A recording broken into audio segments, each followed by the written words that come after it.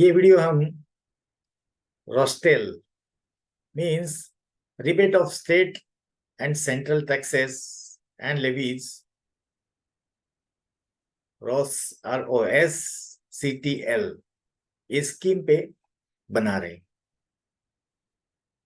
दोस्तों ये एक मिनिस्ट्री ऑफ कॉमर्स ने DGFT के द्वारा एक्सपोर्टर्स को दी हुई एक post export duty remission scheme है। तो जैसे कि आपको हमने कहा कि ड्यूटी एग्जेम्पशन और ड्यूटी रिमिशन ये दो तरह की स्कीम्स होती है। ड्यूटी एग्जेम्पशन में पहले ही एग्जेम्पशन देते हैं, जो भी आप मटेरियल परचेस करेंगे इनपुट या रॉ मटेरियल, उसमें आपको एग्जेम्पशन मिलते हैं। और एक्सपोर्ट करते समय तो आपको दो तरह के जो ऑप्शंस अवेलेबल है वो आप चूज कर सकते हैं। बाय पेमेंट करके ड्यूटी भर के IGST का पेमेंट करके ऑन पेमेंट ऑफ ड्यूटी आप एक्सपोर्ट कर सकते हैं और उसको रिफंड ले सकते हैं, या फिर अंडर बॉन्ड अंडर LUT आप एग्जीक्यूट कर सकते हैं और फिर उसके बाद बॉन्ड NBG देके आप एक्सपोर्ट कर सकते हैं। ये दो ऑप्शन है मैन्युफैक्चरर के लिए भी और मर्चेंट एक्सपोर्टर के लिए भी। बॉन्ड को B1 बॉन्ड कहा जाता है। तो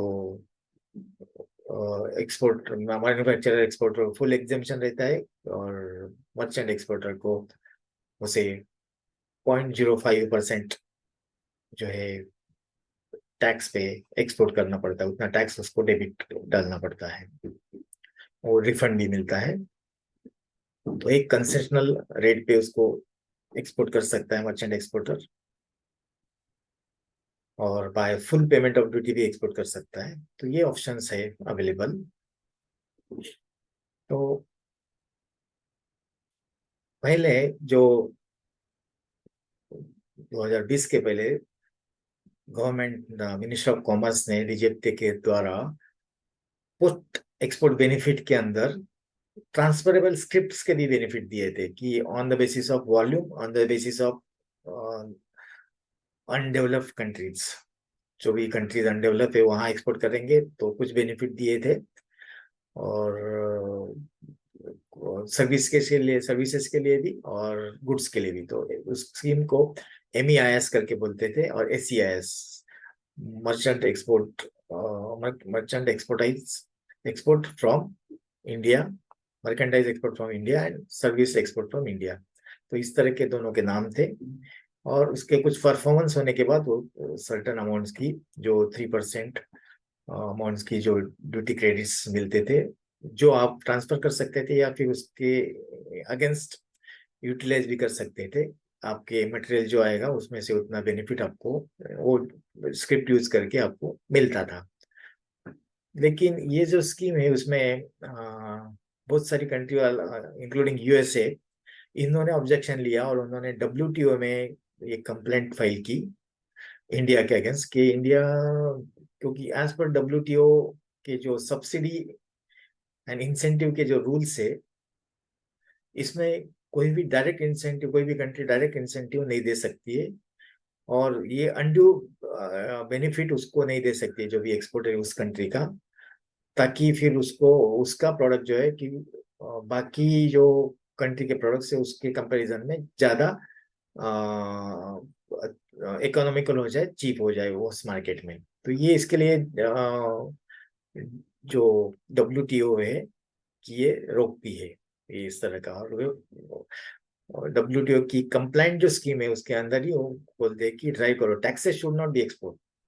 तो जो भी टैक्सेस आपको लगने वाले आपके एंड में, एक्सपोर्टर को एक्सपोर्ट मत करने दो, लेकिन आप उसको अनड्यू ज्यादा बेनिफिट मत दो, जो कि वो जो WTO एंड GATT के नॉर्म्स के हिसाब से अडॉप्ट नहीं किए गए WTO के फोरम में।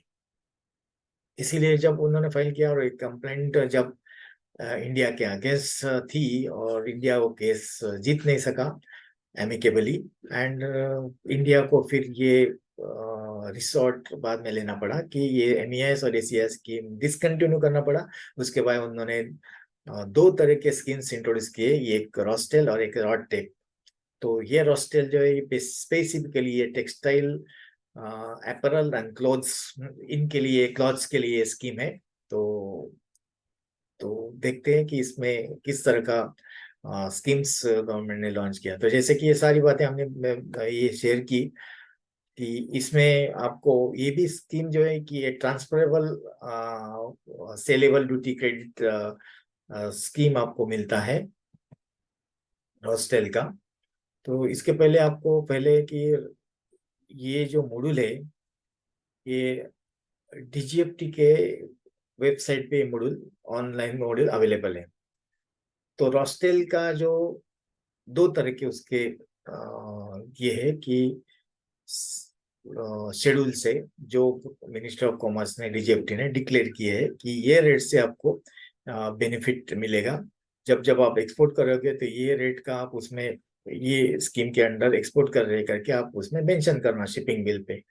और उसके बाद आपको फिर मॉड्यूल जो भी ऑनलाइन मॉड्यूल है वहां जाके ये सारे शिपिंग बिल्स और उसके डॉक्यूमेंट्स बाकी भी डॉक्यूमेंट्स आपको अटैच करने हैं और उसमें अप्लाई करना है।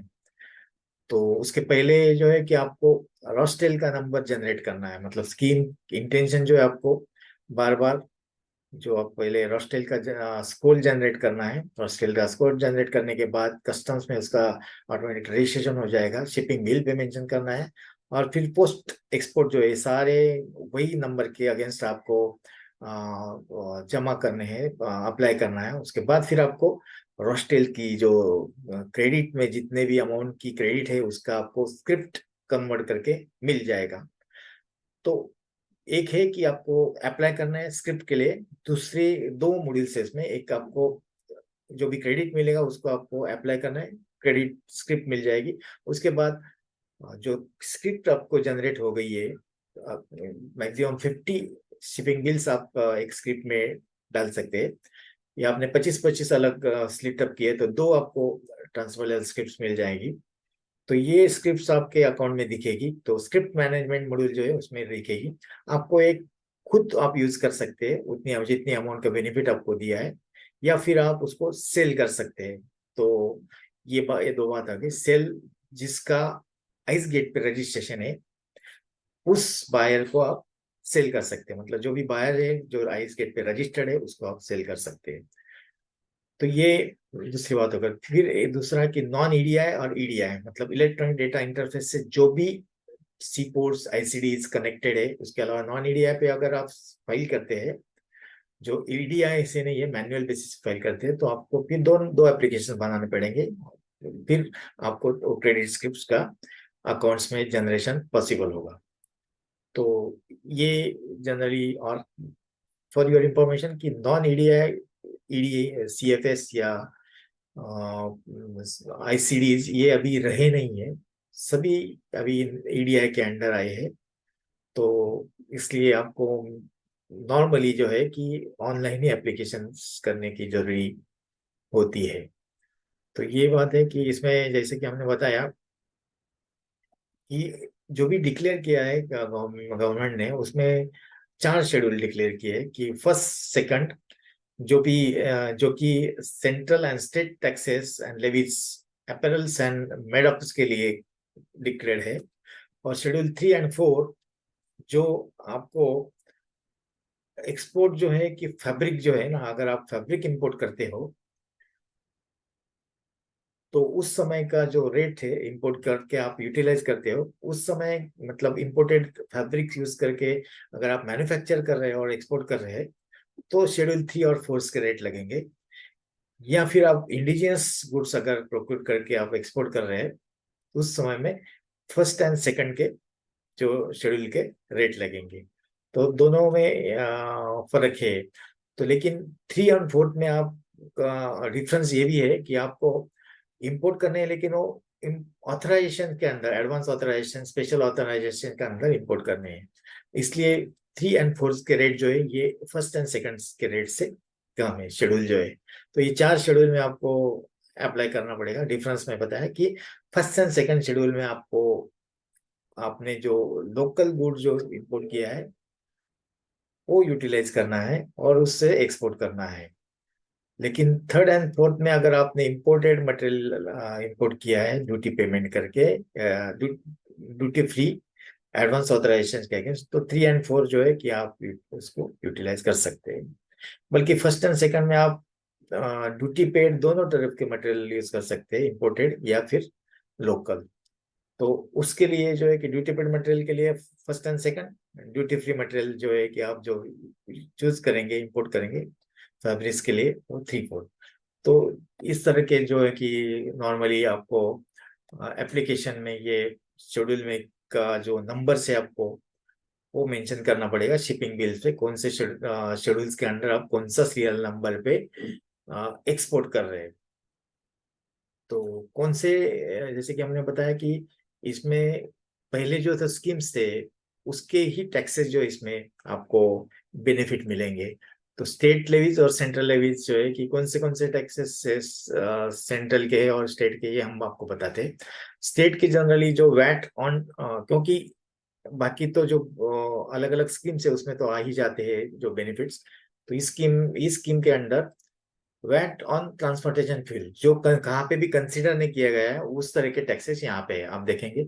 बाद में कैप्टिव पावर, मंडी टैक्स, उसके अलावा electricity duty, stamp duty on all export documents पे अगर स्टैम्प ड्यूटी पड़ी है, तो ये स्कीम में जो रेट्स कंसिडर किए गए उसमें सारे ये कंसिडर हो जाते हैं। बाद में SGST on input production, cotton raw, मतलब रॉ कॉटन पे अगर आपको SGST पड़ी है तो उसका भी यहाँ पे आपको बेनिफिट जो है, बेनिफिट के द्वारा मिल जाएगा, बेनिफिट जो रेट्स कंसिडर किए गए हैं।